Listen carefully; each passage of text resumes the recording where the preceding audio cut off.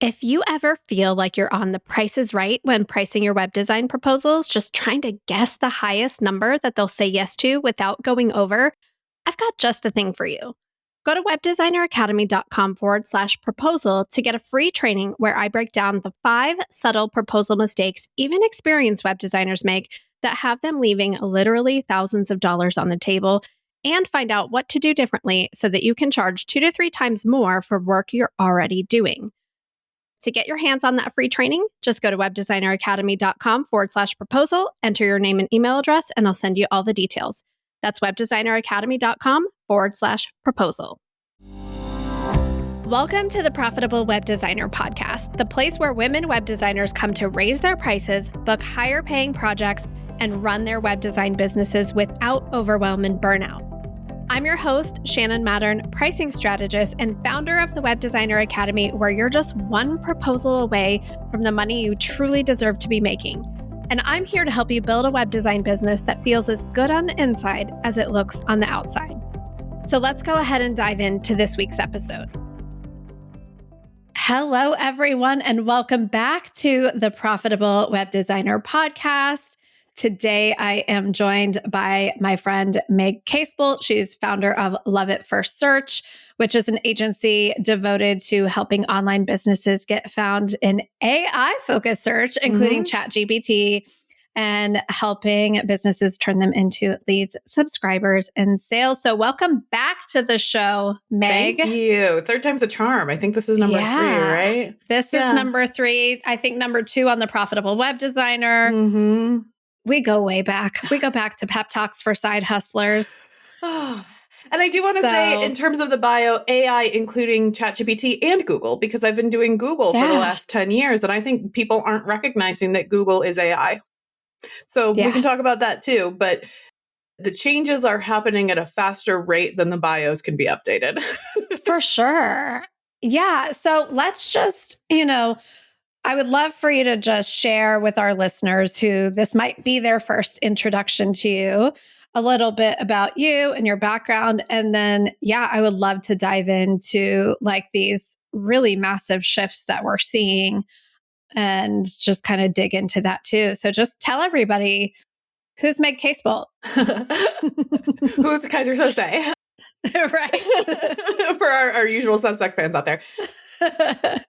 So I think on our last episode, if y'all want to go back and listen to that one, I went through the full evolution of entering the design space, becoming a web designer, specializing into SEO, partnering with other web designers in order to support their client projects as my primary business model. And I spent probably 6 or 7 years with that as my business model, where I was the SEO strategist who was working with web designers, with copywriters, with marketing strategists, with sort of the implementers to say, based on what I see on your website, here are the keywords that you're ranking for, and here are the keywords that you may want to target, and here's the content that you want to produce, and here's the order that you want to produce it in, and here's why it matters for search, and here are the opportunities, and here are the risks, and here are the competitors, and I did all of that, right?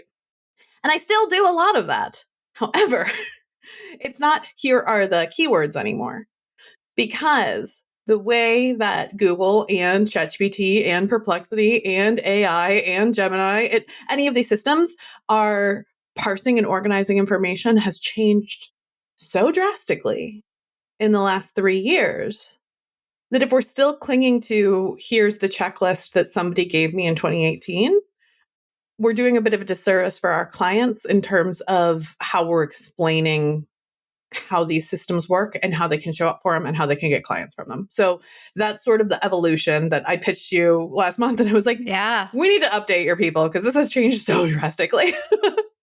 Yeah. I mean, even my behavior in the past month has changed drastically in terms of like, I'm now opening Gemini before I'm opening Google for everything. Like, I was just booking a trip with my sister, and I'm like going to Gemini first to find information on this area and hotels and things like that. Like, I'm not going to Google for most things. And so I'm watching my behavior change, and I'm doing different things. So just this whole thing is fascinating. So where do we start in this discussion?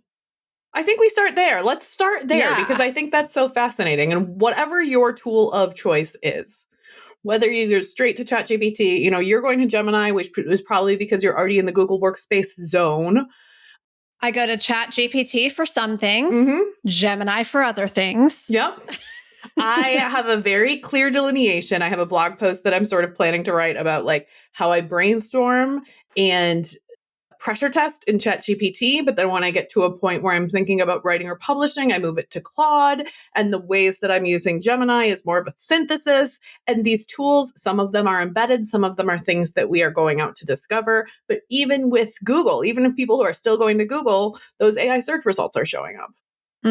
So the user behavior has changed and the tools that we're using have changed too. So the way that Google used to organize things was more like a card catalog where you would say, I'm looking for vacation advice and I want to go to either Barcelona or Madrid.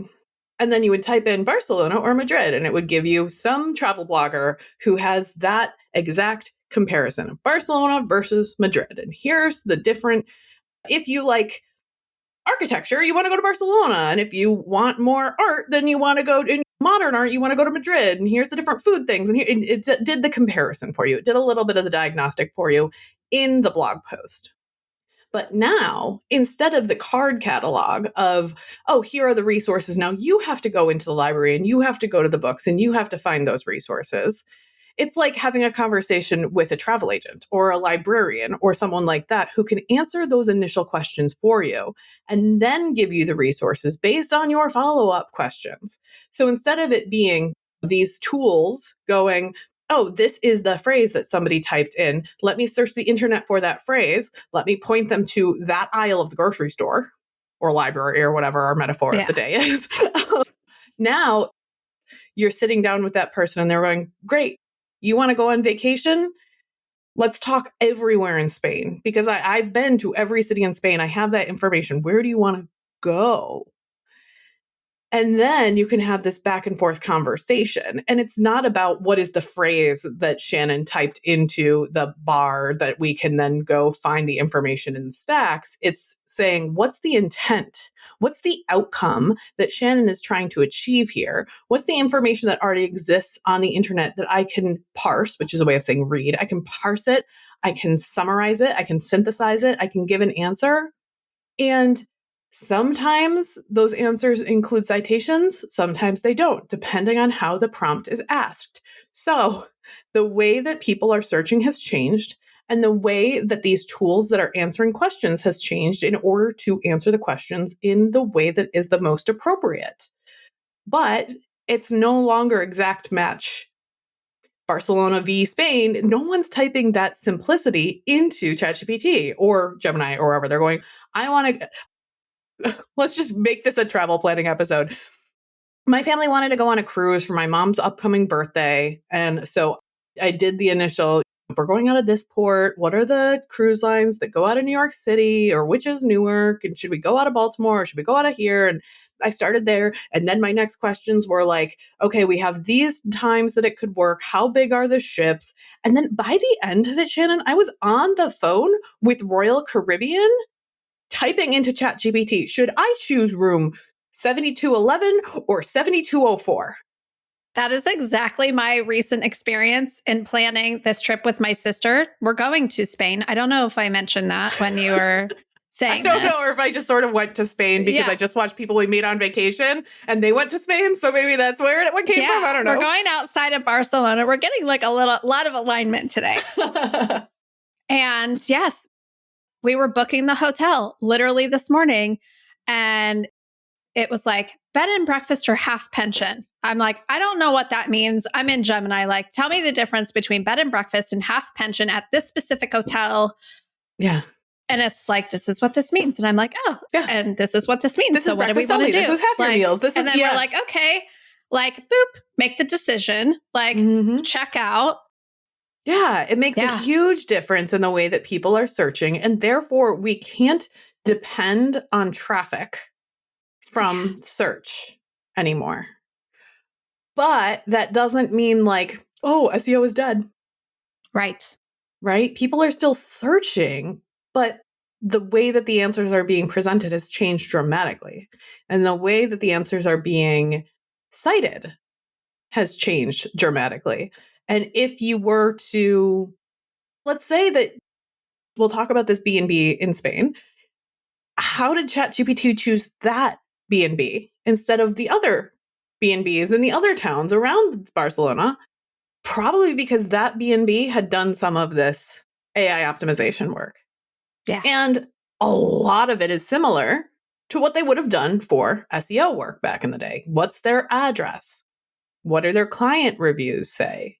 What's their pitch? How many rooms do they have? Do you want something more intimate or do you want something more like a resort, right? Like that information is very similar. The way that we're presenting information is probably 75 or 80% the same.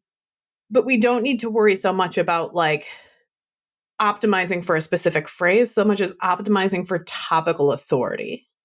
Because AI is not looking at one specific page.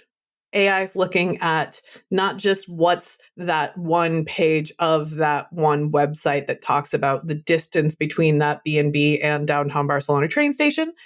It's now talking about what are all of the reviews everywhere online saying about that. It's searching through the TripAdvisor reviews and the Yelp reviews and the, I don't know, Barcelona.com reviews or whatever. And it's going, based on what you told me, my recommendation is this, which is not just what shows up number one for Airbnb near Barcelona. It's you can then optimize for those specific things. So if you're looking for something that's sweet and intimate and quiet, and it's not on Las Ramblas, and it's not in the arts district, it's a little bit closer to the beach, then it's going to make those recommendations based on what you are telling it, not just optimizing for an algorithm and trying to game the system. And so by being more specific, that B&B's website can show up in more search results because it is tighter. The signal is clearer. It's more organized. It's more obvious exactly what the value proposition is and how it's differentiated from those big hotels. This is fascinating. Right? And here's where my mind is going. It's like, okay, so by the time I even get to that website, my intent is very different than before, right? Yeah. Before I'm like, okay, I'm getting Google results, I'm clicking, I'm trying to decipher all of this information that's already been deciphered for me. Mm-hmm. Now, by the time I got there this morning, I'm like, I want to see what this place looks like because that's the only thing that is missing. I'm like, is this going to be... Oh, maybe I think Gemini probably could have pulled some of those photos for you. Sure. Yeah, I didn't ask because I'm still learning what's even available to me. I'm like, this is a whole new world. I can just be like, show me pictures. Like it didn't even occur to me that I could probably have asked that. Mm-hmm. So I'm wanting to click onto their website and see. And of course, they have a video background of going through the whole resort, like caught my attention immediately. And I'm like, oh, okay, this place is nicer than I thought it might be. And we're like, booking. But yeah, AI did all the pre-sale work for you. AI did every step of that pre-sale work for you. Absolutely, it did. And so that's where I'm thinking of like, okay, how does that change or influence or impact what our listeners are doing for their clients when they're out there building the website? And now we want to make sure we're giving AI what it needs. Maybe the buyer's and the person's intent by the time they get there is very different. Yeah. Maybe they're beyond your freebie. Yep. By the time they get there. I hope so. I hope they're ready to buy from you and you don't have to do as much work because you've done the pre-work. You've done the work to point out to these systems, I'm the best choice for this solution. And you've done the work. And for many, many years in the SEO space, we talked about EEAT, expertise, experience, authority, trust. Those signals are, to a great extent, the same signals that AI is based on. OpenAI has a really strong correlation to Microsoft, which owns Bing, right? Like there's some very clear overlaps in the way that these systems are evaluating the same information. It's not like ChatGPT is going to Bing or Google and typing it in and looking at those results. It's doing the same work that Google is doing underneath the hood and often coming up with the same results because it cares about the same signals of credibility. But it's not just going to those search results and doing the initial research for you. It's going and looking at the source material and deciding, should I trust this website?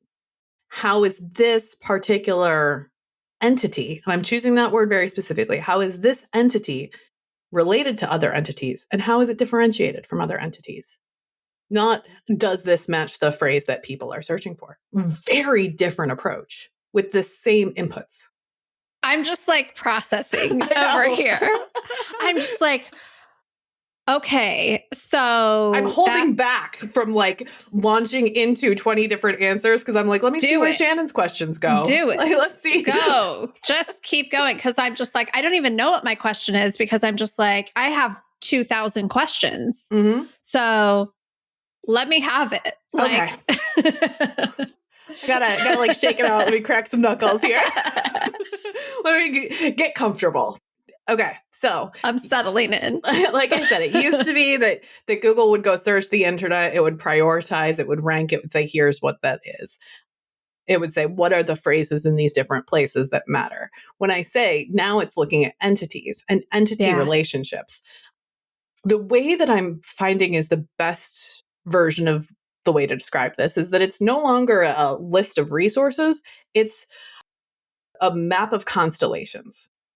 And you, Shannon Mattern, are the person, entity, that is the host of the Web Designer podcast, Profitable Web Designer podcast. You are the host of the Profitable Web Designer Summit. You are the owner of the Profitable Web Designer Academy. I'm sorry, I might be getting some of these names wrong, but I'm doing them on the fly. That's okay. You are, and so every single one of those entities is like a star.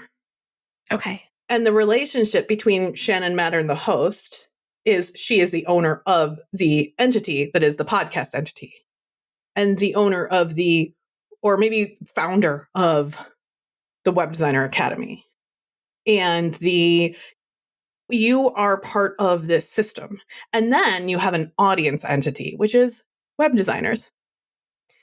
And you have a service entity, and you have maybe you have a framework that you follow in the Web Designer Academy that is a methodology entity. And every single one of these entities has that relationship and is related to other entities.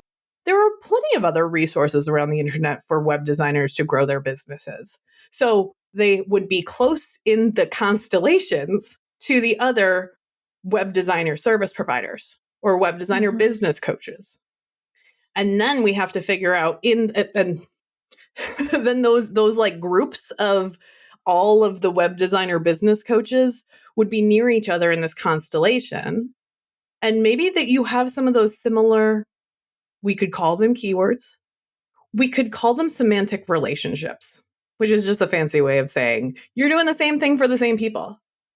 So if we were to go to ChatGPT and say, I'm a web designer and I want to make my web design business more profitable, more streamlined. I want to work on my proposals. I want to get fewer clients. I want to do a better job of marketing myself. Who should I work with? I would like to think that because you have consistently produced content that taps that same need and that same urge for that same audience for years, you're going to show up in that top 5 list. Yeah. But who else is going to show up in that top 5 list? And part of that is, what is their language that they have on their website? Are they saying, instead of saying profitable web designer, are they saying streamlined web design business? I don't know, right? What are the overlapping spaces that your constellation and their constellations are touching? What are the vectors? Yeah. The language for it. What are the vectors that are touching here? And what's the differentiation? How are you different from those people? And then ChatGPT will sometimes even write up for you oh, if you're looking for a business coach for web designers, here are the top 5 I recommend. And go to Shannon if this, and go to Steve if this, and go to Alice if this. And it looks at all of that information to say, what are those vectors where they touch? And what are the opportunities where they don't touch? How much is overlapping in that Venn diagram and how much is different? And that is how you get cited in those search results, is you need to center yourself on a concept that people are curious about. But then you also have to say, and here's what my entity is as a unique organization, person that can be clearly done. This is called named entity recognition, right? And once you have that clarity of here's who I am, here's who I serve, here are the outcomes I can help them achieve, then you can differentiate from, and here's how I'm different from Bob, Steve, Alice, whoever else is in this space. And that's when you start to show up, is the very clear signal of, this is my lane. This is what I do best. This is how I'm different. It's not, here's everything I can possibly do for web designers. Because if you start to do that, then you are diluting your value and your authority. But you, by saying profitable, this isn't just the Web Designer Podcast. This is profitable. That's your differentiator. That's your value proposition. And that's part of your named entity. Okay, I have no idea if this was This followable. is fascinating. No, this is fascinating. And so where I'm coming from, where I'm sitting here thinking like, okay, so like you said earlier, the strategy doesn't change much. Mm-hmm. It's a new understanding of, like, when you said earlier, like the keywords aren't so important anymore. It's like, oh, what a breath of fresh air. Because it makes me feel like, oh, we can even be more, not authentic, but just like focused and clear and all in on this thing without having to be like, but I have to say it this way to feed the robots, where we can just be who we really are without trying to like push all of these buttons. And I think there's a difference of like volume versus clarity. Sure. Signal versus noise. So yeah, it used to be, well, if you want to be found for this, you have to produce a certain foundational level of informational content about, well, what is web design? You have to do the definition work, which kind of basic used to be important, much less important than it used to be. Now, what I'm telling people is, if you can find a moment where your expertise can shine through in a way that you can say, why is nobody talking about this? That's an opportunity. That's a space where, especially if you say, man, I've noticed this behavior. I have this pattern recognition. So many of the members of Web Design Academy are struggling with this. And when I go to Google, all that shows up is like weak Quora results. Boom. That's your lane. That's your opportunity. That's your way to say, yes, I'm really good at this. And then maybe once you write down your ideas, then maybe you take it to AI and say, if I want to be found for this, how can I improve this? What else do I need to create in this semantic cluster? That's what it's called when we have multiple blog posts that say the same thing in a variety of different entry points, and display that topical authority of, yes, I know enough that I can write 10 blog posts on this concept. It's more important to me now that you have 10 blog posts on one concept than 100 blog posts on 100 concepts.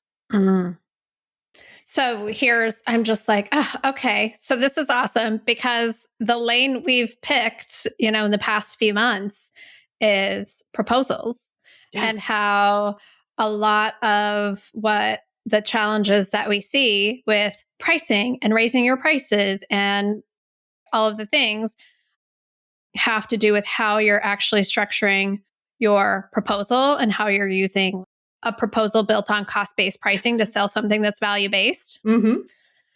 And really kind of leaning into like, here are the mistakes that we see people make in their proposals that are costing them thousands of dollars, and just that type of thing. And so it's been the through line of everything we've done at the Web Designer Academy for the past 10 years. I've just never led with it. And this year I'm like, oh, well, our proposal is what underpins the whole entire program. I'm going to finally start talking Yes. about this. I'm so excited to hear you say this. This is so foundational. So what you're telling me is like how timely that I finally decided that like, it's not that I'm differentiating on women web designers. We still do. But the proposal solves a lot of the challenges that women web designers have when it comes to feeling bad about how much they'll charge or worrying that their clients will say, how dare you? Or who do you think you are? Or I'll lose all my clients if I raise my prices. Like our proposal process solves those core fundamental things that we see people do that like have them keeping their prices low. And so I could write 17 blog posts on on all of that. And I appreciate that. I'll shoot you a message after this for exactly what 17 blog posts you should write. Because now I'm like, I'm so curious and I'll go do the research.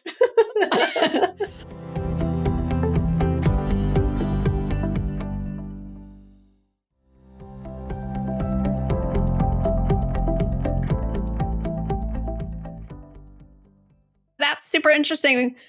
And I think that there's so much opportunity, but I'm thinking about the web designer who's listening to this and they're like, okay, where do I fall into this? Not necessarily for like their own business, yes, but also like how they talk to their clients now about what we're building for them and why. And it's not search results. It's not like page views and search position and all of these things that clients think are still the end all be all. And it's not what needs to change, what doesn't need to change about what we're actually creating for people. Obsessed with this question. And I'm going to go back to the example of the proposals to answer it. Okay, great. Because I like to have really concrete examples of not just like, well, you need to create more targeted content. Let's use this, right? Let's use this example of people are going to ChatGPT and they're saying, I'm a business coach. I want to hire somebody to help me. Or, no, I'm a web designer and I want to hire a business coach. Yeah. And now we know that what you, Shannon Mattern, do differently is start with a proposal. Mm-hmm. And your content, and I'll talk about how to structure the content in just a minute, but let's talk about what that summary looks like, how the content is being surfaced, is now, if you struggle with pricing and proposals, go to Shannon. Yeah. And also, that's the point of sale where you're solution aware, right? That's when people are solution aware enough to say, I'm looking for a business coach. Name me 5 business coaches. That's where you're going to get the citation that says, you should go try Shannon if you're struggling with this. But a lot of people aren't at the solution aware phase. They're at the problem aware phase. And they don't know that the proposal is the problem. They think the pricing is the problem, or they think the audience is the problem, or they think that the pricing model, if I'm getting more efficient, how do I not have the price of my websites that I'm producing go down? What if they're there and they're not thinking about the proposal and they're not thinking about hiring a business coach or joining the academy yet, and they're just struggling with what is this thing? If Shannon Mattern and Web Design Academy has created that series of blog posts that is diagnostic, that's what I'm hearing from you, is that you're doing diagnostic work. This isn't a list of, here are the 10 things that you need to do to make your website more presentable, right? This is diagnostic. This is if you're struggling with your pricing, if you're struggling with your client explanations, if you're struggling with the proposal software being clunky, if you're struggling with any of these things, here's the solution. Here's the framework. Here's the methodology. Diagnostic thinking is a sign of expertise. Beginners think in checklists. Experts think in what are the different solutions that would solve this problem.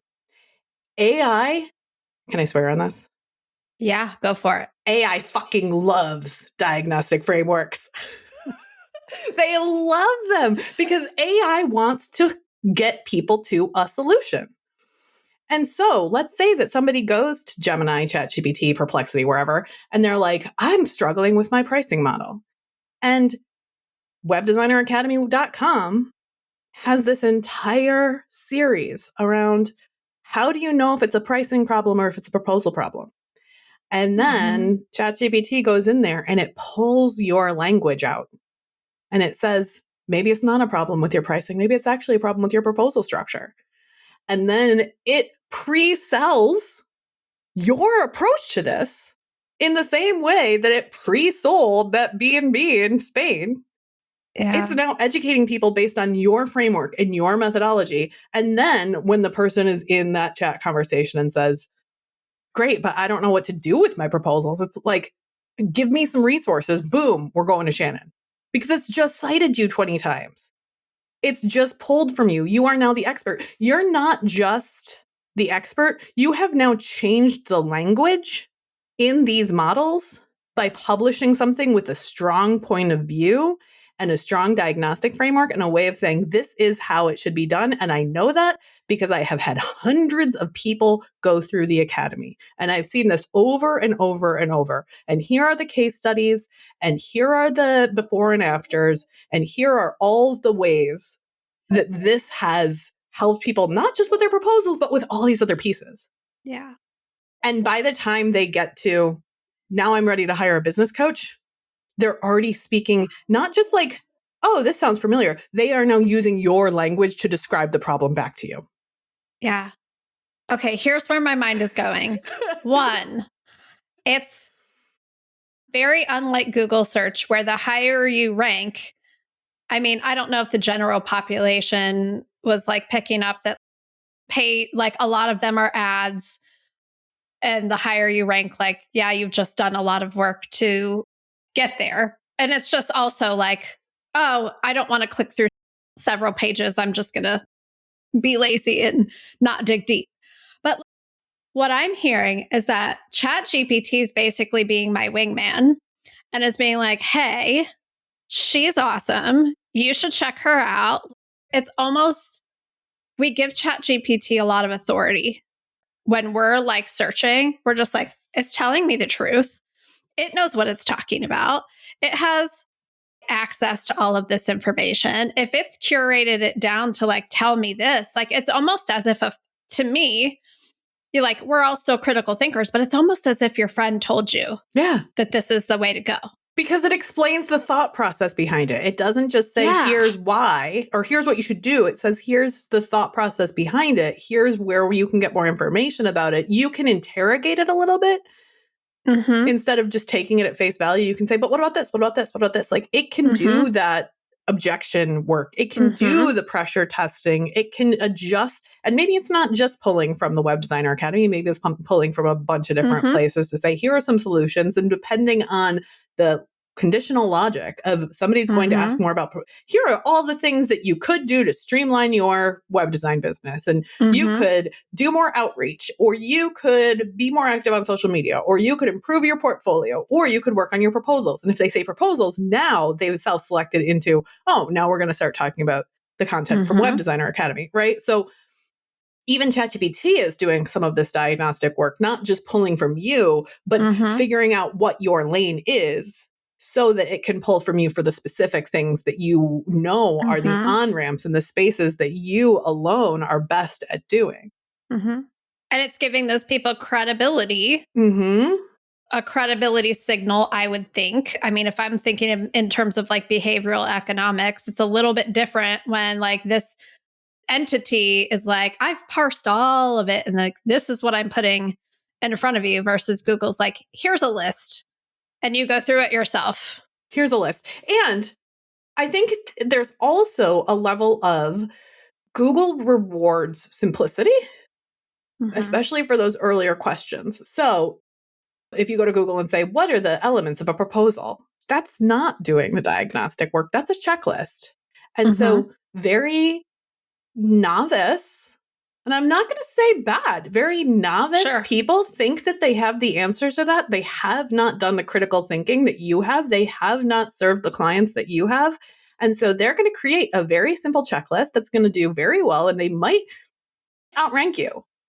And honestly, Shannon, it might make you feel like shit because you're like, I have done years, fucking years, hundreds of podcasts on this topic. And this bitch comes out and she's like, oh, here's a checklist. Look, blah, blah, blah, blah, blah. And because she only has 3 posts on her site and one of them is about the checklist of what you need in a proposal, and that's clearer because you've done so much breadth, it's infuriating.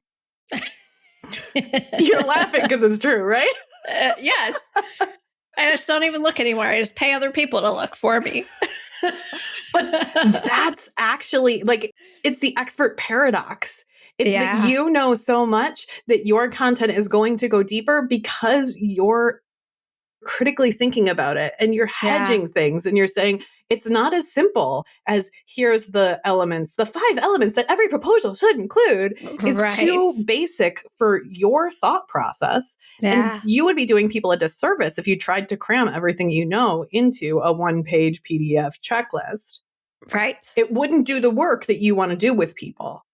Yeah. So therefore, those much simpler, much easier to comprehend posts sometimes outrank us in the Google search. And we are just, it hits us in the, it's like a knife to the throat. What the hell? How does that person get the traffic and I don't get the traffic? Yeah.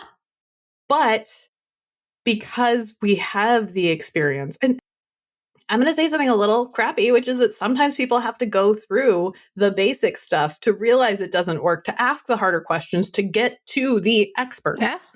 Yeah. There's going to be all of those I've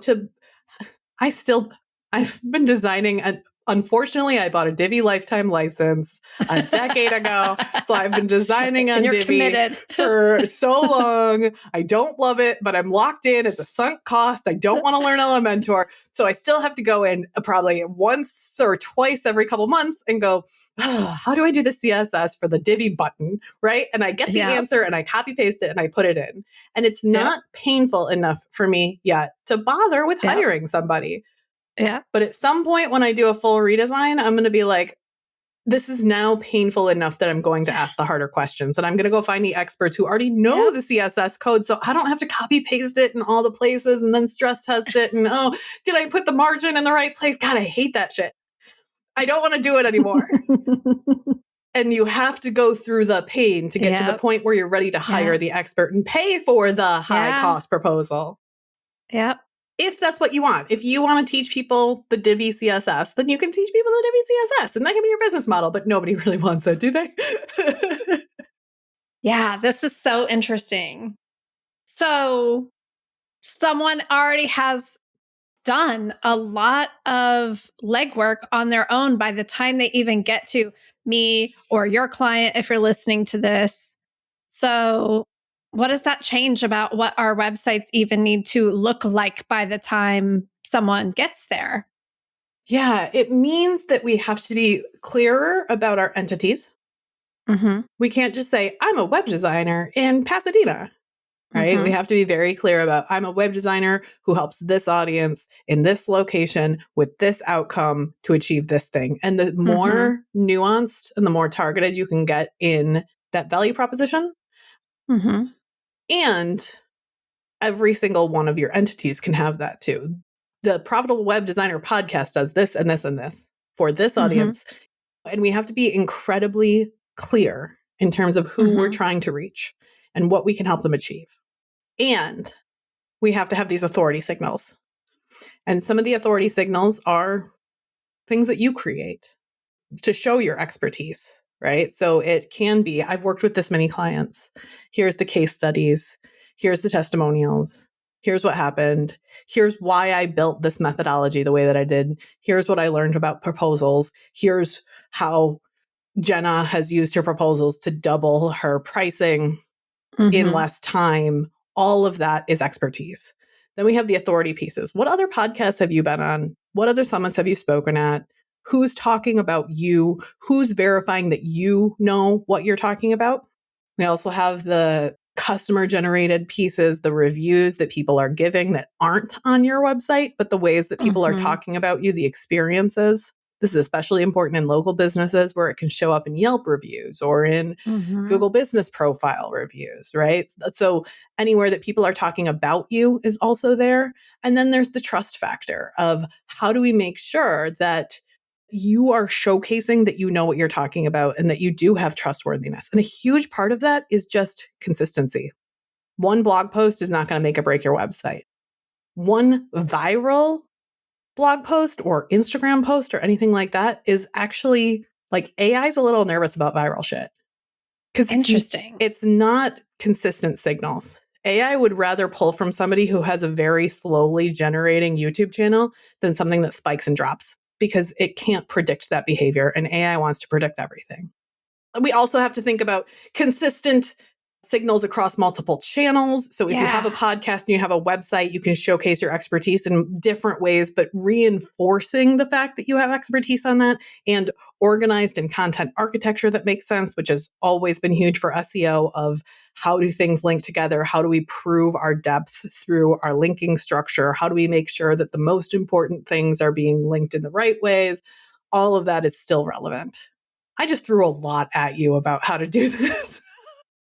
No, here's what I'm thinking. I'm thinking that the people listening to this who are like, okay, I've been doing things the way I've been doing things for my clients in terms of like, let me build you a technically sound, like technical SEO, making sure that the website is ready for the SEO strategist to come and take over.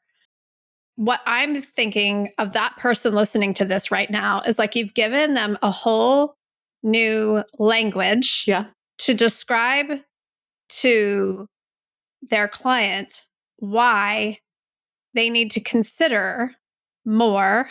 Again, we've always said this, but now more than ever, they need to consider their whole overall strategy because if they're just going to build the website and think that they can figure out how to just get it to rank on page 1 of Google search results. And they don't want to invest any more time, effort, and energy into driving traffic, then that's just a different conversation to have with that client of like where your website now falls in this ecosystem. That your website used to be the sun and it's no longer the sun. Probably AI search is the sun and your website's somewhere out in the orbit. I would say it more like if you go search for yourself on ChatGPT, if you go type in who is Meg Casebolt, who is Shannon Mattern, who is Kaiser Sose, right? Like, and then say, give me citations. Where did you get this information? When I do that for my clients, 40 to 50% of it does come from their website. So we need to have those clear signals on their website. And some of this is platform dependent. Perplexity tends to go a little bit more outside the website. Some of it depends on how deep the website goes into specific topics. But even with my clients who have really strong topical authority, I usually see 40 to 50% is coming from your website. And then the other 50 to 60% is other places around the internet. Some of that you can also control. So it could be not just your website, Shannon, but it could be your podcast. It could be your YouTube channel. So those are those omni-channel signals that are reinforcing the same things because you're distributing it to multiple places that you own. And then it's also who else is talking about you. It's the testimonials where clients are linking to you. It's the other podcasts that you've been on where you're telling these stories and AI can go read the summaries of those transcripts. So there's so many different ways that this information is being parsed and aggregated that your website is the nucleus, but there are other planets orbiting around it. Yeah. Which there always have been. Yes. Which is why when somebody gets canceled, it doesn't matter if their website is still there because there's enough people who are bitching about them. Right. I don't know why that was the example that came to mind. This is, like my brain is just like cranking, as I'm sure our listeners are. Let me give you a framework that's an acronym. Yes. I came up with this because I wanted to have like a clear way to explain all these different pieces of the puzzle and all the different levers that we can pull. And that might also help for framing the conversation. Yeah. And I'd love to be able to create enough that then AI starts to talk about it this way too. Yeah. But okay, so the framework, the 6 levers that we can pull to show up in AI search results, I use the term beacon. So beacon is your brand entity, or B, brand entities. E, expertise. That's what you put on your website, what you talk about for yourself, how you promote yourself. A is your authority. That's other people talking about you. C is your content. That's the architecture. That's making sure that everything on your website shows your very clear perspective, your brand voice. It's consistent. It's clear what it is that you do. O is that omni-channel. That's reinforcing across multiple places around the internet. And N is your network. Who else is talking about you? What else can you leverage? That's brilliant. Thank you. The N was a stretch, but I was like, I can't just have it be Beacon. I don't think so at all. So Beacon, I think really, and you have to have all those other pieces in place, and then you can leverage your network. Some people have more of those authority signals because they've done a lot of the work to build out their network. Some of them have more expertise signals because they're generating the content themselves. Some of them have very strong brand entity signals and some don't. So being able to know that those are all of the different things that you can consider. Some of them have really fantastic content and it's not organized in a way that these tools can parse. So there's so many different factors that to be considered here. It's just making me think for someone who has been doing this a long time and has had a lot of signals and maybe hasn't been so great or consistent about like very methodically, strategically tying them all together, that like now there's a tool out there that's just kind of doing that for you. And maybe you'll benefit from just having been showing up for a long time, doing your thing. And that's helping you get found. So, yeah. And this could be an opportunity for you to say, hey, ChatGPT, if I wanted to show up when you talk about web design proposals, what do I already have on my website that I can emphasize? Yeah. What do I need to create in order to hit those semantic clusters? Right? Yeah. I can do the work for you. I can teach you how to do the work, or you can sort of stumble through it yourself. But the answers are out there. You now have a tool that you can use for this diagnostic framework, for diagnosing what you should do next. Yeah. And then when you get stuck, that's when people go to an expert. So ChatGPT is doing a lot of this pre-sale, pre-qualification work for us. And after we hit a point where we're like, the AI has hit its cap, I need a human. Yeah. That's when it's turning into sales. But we're not getting as much of that beginner funnel, top of funnel traffic coming into our websites anymore. It's when people get stuck or when they need someone that's responsible, that they can hold accountable. That's when they hire now. Yeah. So how can people work with you? How are you working with people these days? How can they send their clients to you? Tell me all the things. I just revamped all of this. Yeah. So I have 2 different ways that people can work with me. The one is I can create a blueprint for you for how to show up, what to create, what to emphasize, what to de-emphasize, where to post on your website, what exactly to create line by line. What are those 17 blog posts that Shannon needs? How do we organize them? How do we link between them? What's the architecture? What's the pillar post? What's the semantic cluster? What are the 5 semantic clusters we're building? What do we already have? I do all of that for people. That strategic plan is called the Unmistakable Authority Blueprint. So good.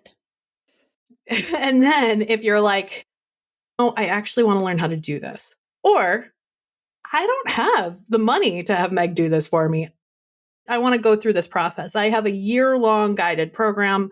It's called Signal Mentorship, because I want that feeling of being a beacon where you're standing in one place and you're sending a very clear signal out to the AI bots, out to your specific people. It doesn't have to be all the noise. It can be a very clear signal. And that's $1,000 for the year. And I'm teaching it live every time, not a self-paced training, because this information just changes too quickly. By the time I were to record it, I'd have to re-record it. Yeah. Yep.